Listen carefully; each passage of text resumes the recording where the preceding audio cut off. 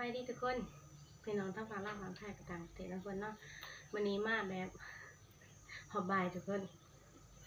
นี่คือมาลงทะเลกันเนาะทุกคนเป็นในกลุ่มจ้ะทุกคนแล้วก็กลุ่มหมาทุกคนเนาะมาลงทะเลกันอันนี้ก็สวย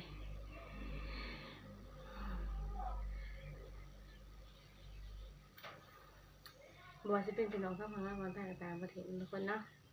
จะได้กะเอามาหับส้มคลิปยาในกันเด้อจ้ะเป็นกำลังใจให้ยาเด้อกดไลค์กดแชร์กดซับสไครต์ด้วยจ้าอีก2 ทางหนึ่งเนาะอีกสองทาง Facebook แล้วก็ยาเฟซเนาะเฟซของยาเองแล้วก็บัวทายาทุกคนมากินกันเลยนะทุกคนเนาะไข่ทุกคนก็เลยบ่เห็นอาชีพมันยังลงเนาะอันนี้เสียงยังแหบทุกคนไข่มาเป็นถิดเลยทุกคนบอกว่าระยะห่างเนาะมาเกมกันเลยทุกคนถกหวานตอนทุกคนข้าวตองหวานเนาะเถื่อเราจะกินเขาไป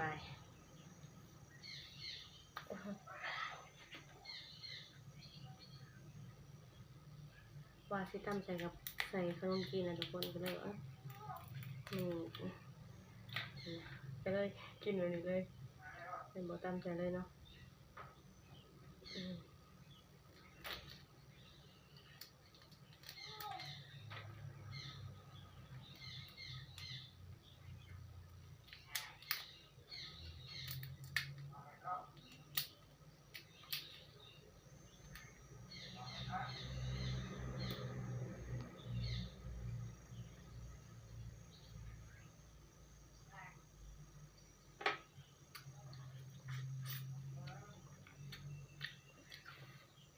หอนทุกคน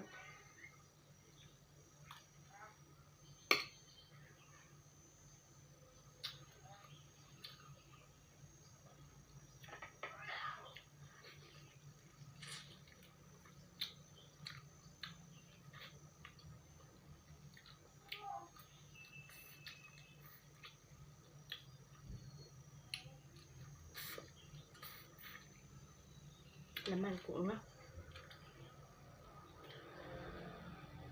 บ่มีพักมีหยาทุกคนเลยกินแบบนี้เลย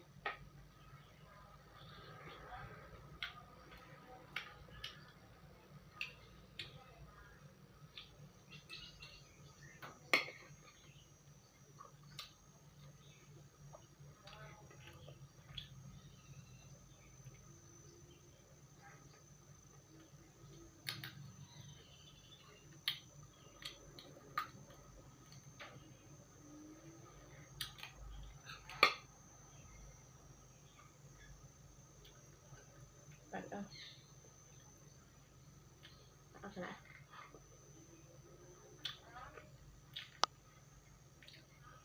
บวงเนาะนี่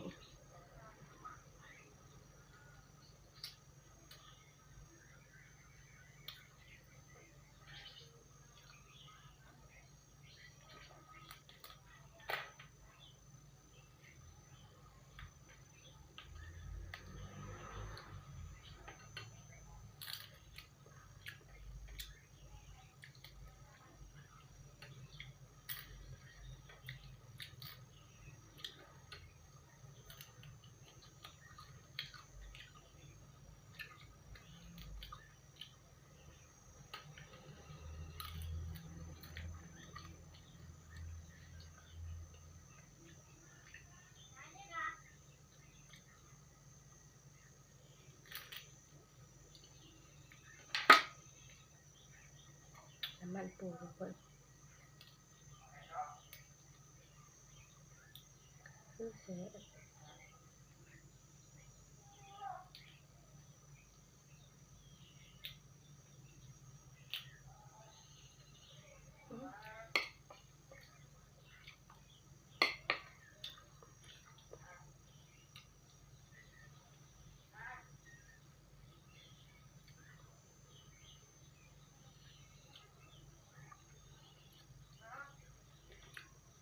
เปลือกมันก็ชิมมันนี้เลยทุกคนมันก็มีบอลจิ๋วไว้เนาะ เขาก็ไว้กับนี้เลยแล้วก็จะว่าเขากินกับบอลทิมกับบอลเนาะกินกับบอลทิมกับบอลเลยมีทงกินกับบอลทิมกับบอลเนาะแหกบอลกินกับบอลทิมกับบอลไปเลย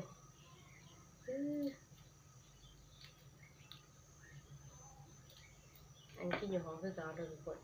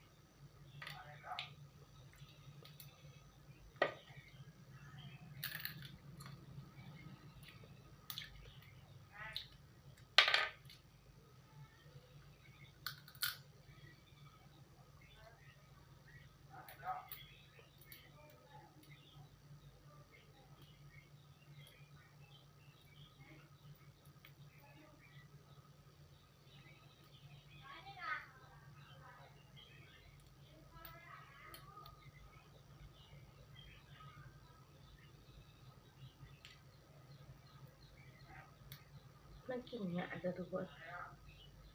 มาอันนี้เนาะเขาบอกเลยแต่เสียดายมันมีสิว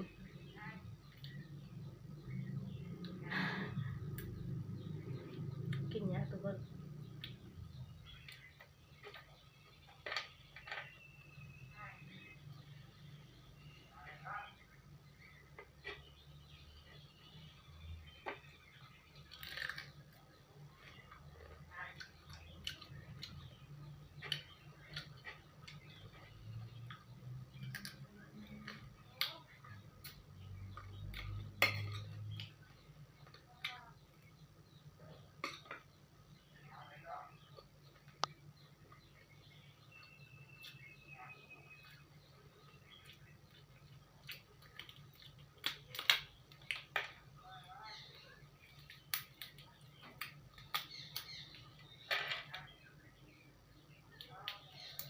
มันกินอย่างก็บอกกินมั้งนะ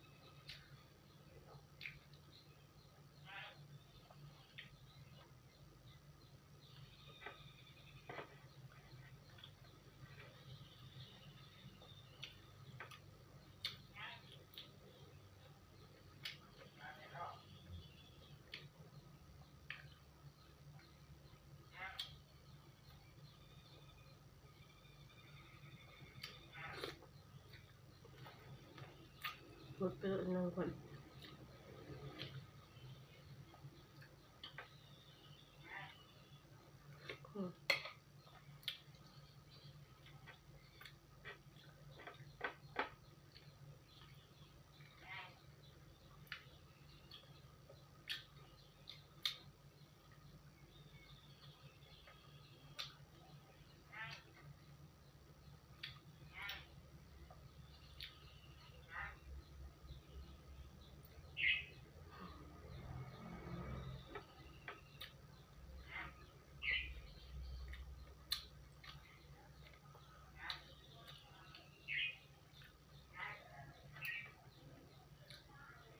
นี่น้ำมันปูทุกคน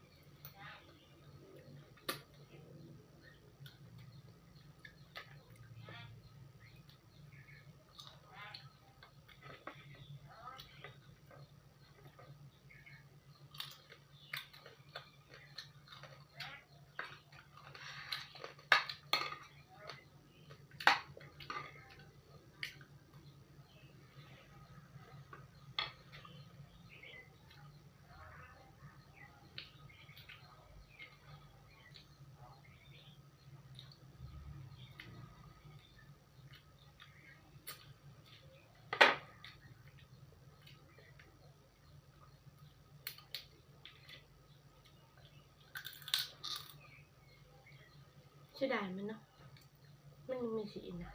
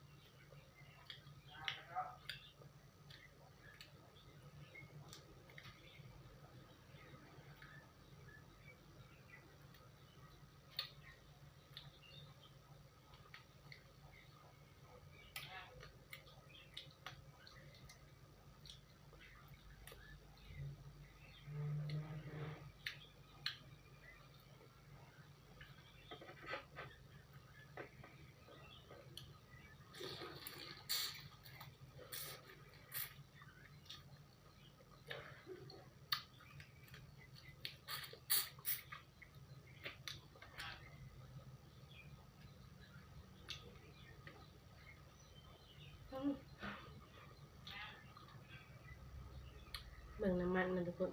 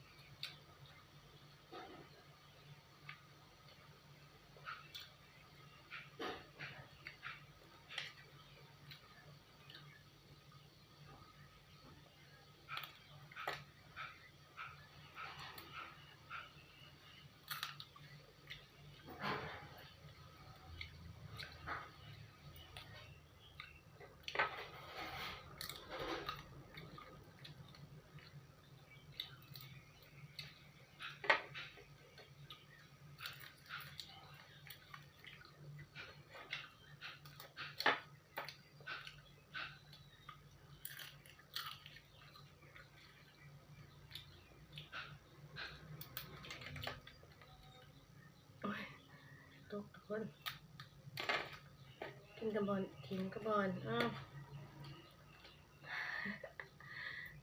กินกระบอนทิ้งกระบอนเนาะคักเลย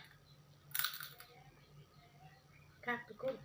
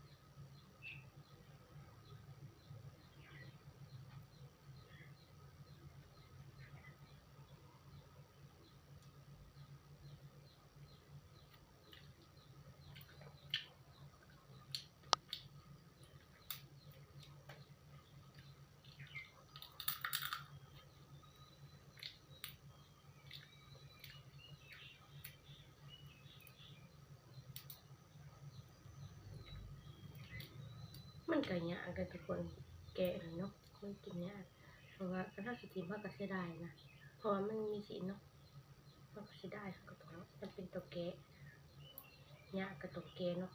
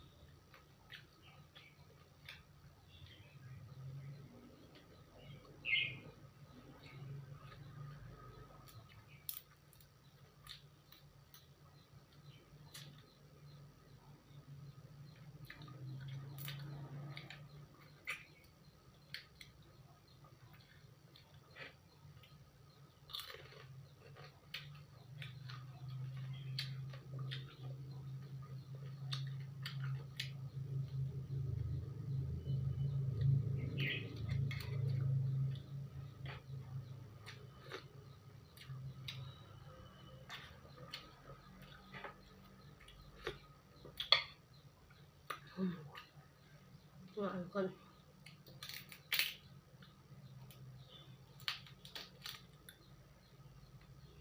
น้ำมันมา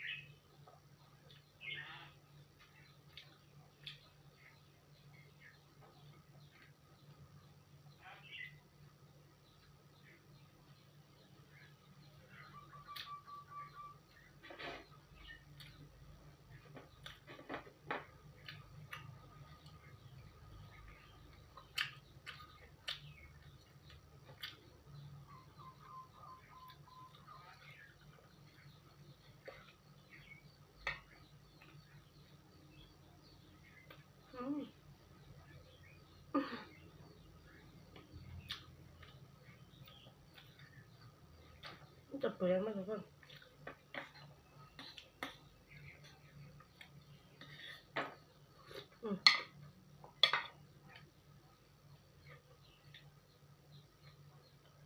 ขึ้นแบบง่ายๆสบายนะแล้วมันไม่เนื้อใส่ขยะนะทุกคนเนาะกินกับนี่ให้กับนี่เลย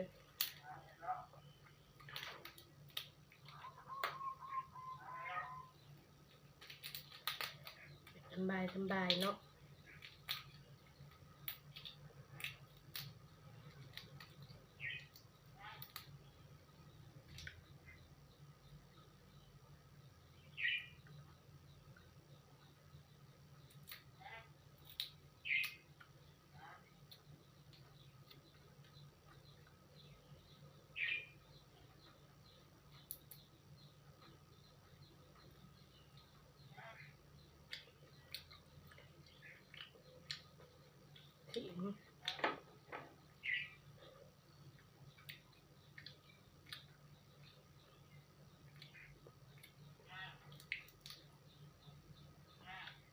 น้ำมันมา